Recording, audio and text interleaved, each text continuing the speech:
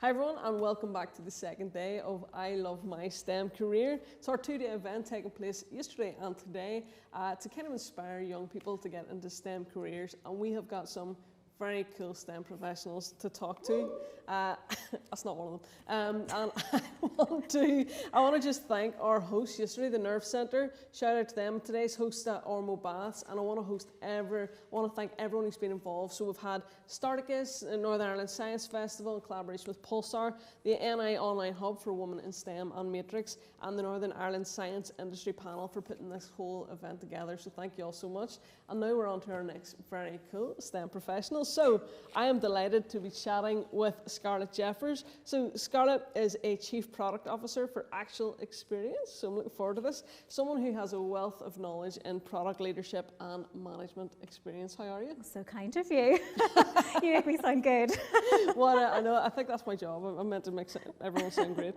So looking forward to talking to you about this. Now, I don't really know or understand what your job is. I know you were telling me there just before we went live that you kind of live Belfast, London, New York, so all I know so far is that your job is very cool and allows you to travel. But apart from that, I don't know anything. So tell everybody who is watching, like, what you do, what exactly your job is, what your kind of day-to-day is.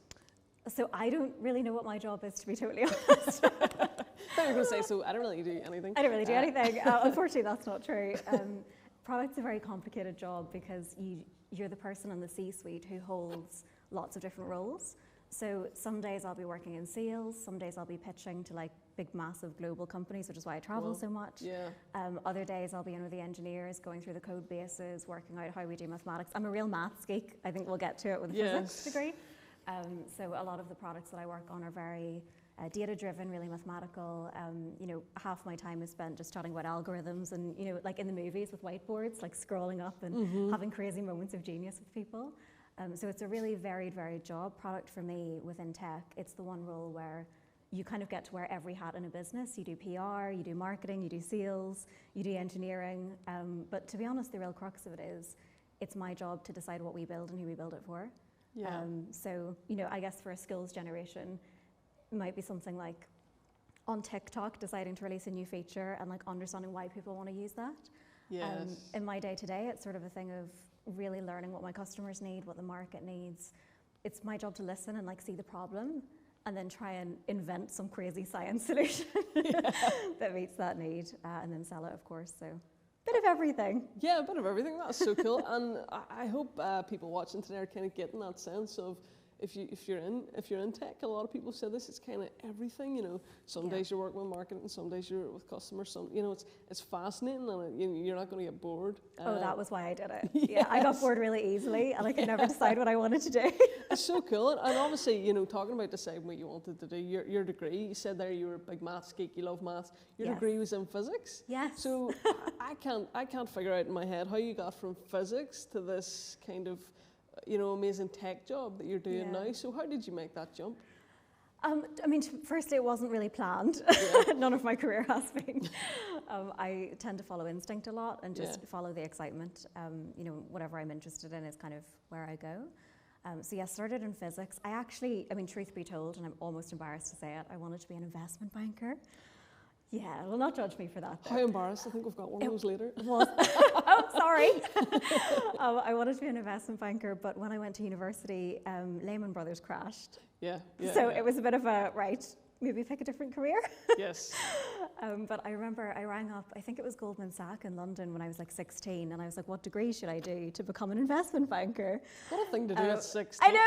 How driven. Casually like Googling, picking up the phone. When I was 16, I was like, hello, is that the local Spark? Can I have a job? It wasn't ringing up Goldman Sachs. No, I was on like dial-up, and my mum was like, get off the line, get off the line. That is crazy. Yeah, and I just said to them, I was like, because my skill didn't have a huge amount of career support, and certainly not for roles that maybe wouldn't be local. Yes. So, I sort of said, is it economics I should do, or is there like some kind of investment banking degree that I can do? Yeah. And they were like, actually, maths, physics, science, engineering, we're really interested in people from that background.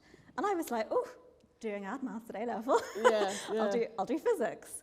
And I think the thing for me with physics and why I chose it over maths or engineering, I really love the idea of solving kind of big human problems and big global problems.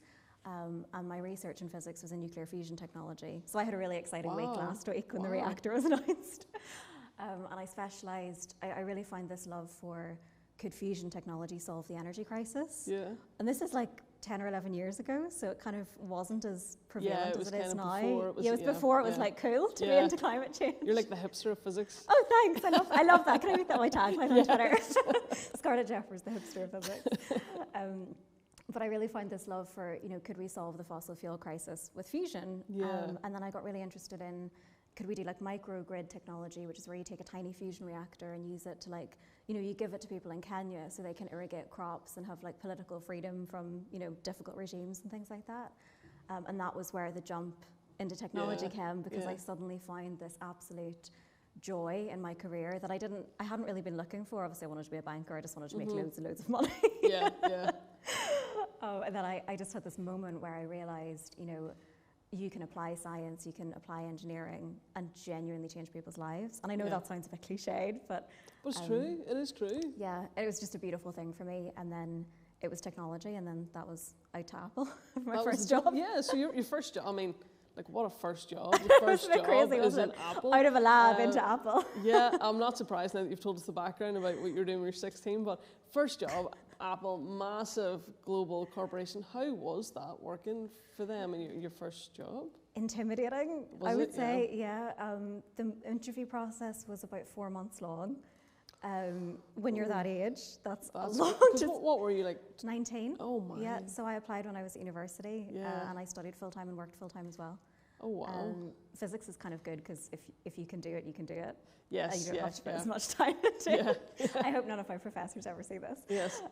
So it was really, really good, and I started off there and then spent, I think, nearly 2.5, 3 years. But it was definitely, when you're that age and you don't really know that you want a career in technology, or you also don't honestly really know what you want your career to be at all, it's quite tricky to sit in a room full of people who are like interrogating you. Yes. What do you want to do with your life? What's your purpose? Yeah.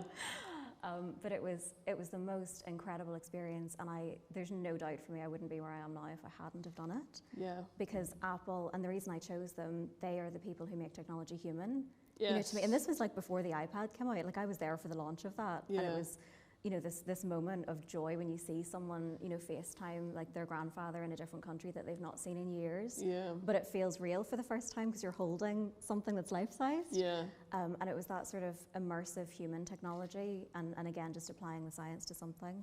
And that completely shaped my whole career. Has been experience-driven product, and that was it. But it was scary. So cool. I'm sure it was scary, but very formative for you. Absolutely. Which is incredible. So you've kind of gone from Apple, but you've also worked with really early startups as well. Which and done a few myself. Yeah, and started, you've really had that kind of broad spectrum of experience. So do you have a preference, big global companies or startups, do you have a preference between those? Startups.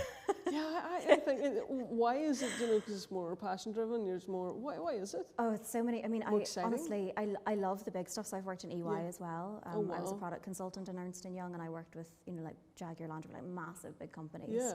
Barclays, like worked on their mobile banking app, all that really big top line stuff. And there's a joy to that, but it's a very different thing. Yes. When you do that stuff, you sort of wake up in the middle of the night being like, oh, what if I made that button green and the 10 million people that will see it tomorrow would prefer it to be blue? Yeah. Or what if I've confused someone? Yeah. There's a very different world with that. When you're in a startup, it's kind of no holds barred. You try stuff, you're not afraid to fail, you know that things aren't going to go right all the time. And you just have this opportunity, I think, to shape things in a way that you don't in a bigger company. Yeah. And I think the main thing is I'm a really kind of people-driven leader, and I really love bringing people along on that journey. So for me in a startup, you can really get to know your team, and you can find their thing and watch them light up and sort of coach people into a different career path. And you don't get that flexibility, I think, in a big company. Yeah, and that is like, I would imagine that would bring a lot of joy. Do you know what? I imagine if that was me, I find that really exciting, and you know, not knowing what you're going to do every day, and you know what, I would find that fascinating. It so is, I'm sure it's amazing. there'll be people here who'd be interested in getting into working in startups and things. So just to finish off, I'm wondering, I love my STEM career today. So what is your ultimate favourite thing about working in your career, and would you encourage the young people watching to get into STEM? There's actually so many things I'd struggle to pick on. I think for me, it's the feeling of, you know, on a daily basis, every single decision I make, I know that it has impact. Yeah. And that's scary at the same time, and there's a lot of weight that you carry, especially in my role when you're kind of a chief officer of something, you know, you answer for a lot of people. But I think just knowing that every choice you make can improve something for someone else and that you have the power to do that, I love that. And honestly, the other thing for me, you can think that you know what you're doing, and the very next, but even me in my position and at this stage in my career, I'll walk into a room and be like, oh, I know what I'm about to do here. And then 2 minutes later, I'm like, let me just quickly Google that. And, you know, so it constantly keeps me on my toes. It constantly challenges me. And I don't ever see a moment where I'll know everything about this industry. And I love that. You will literally never be bored. That's incredible. And that was so fascinating. Thank you so much. Can we get a round of applause for Scarlet, please? Scarlet Jeffers, thank you very much. Thank you.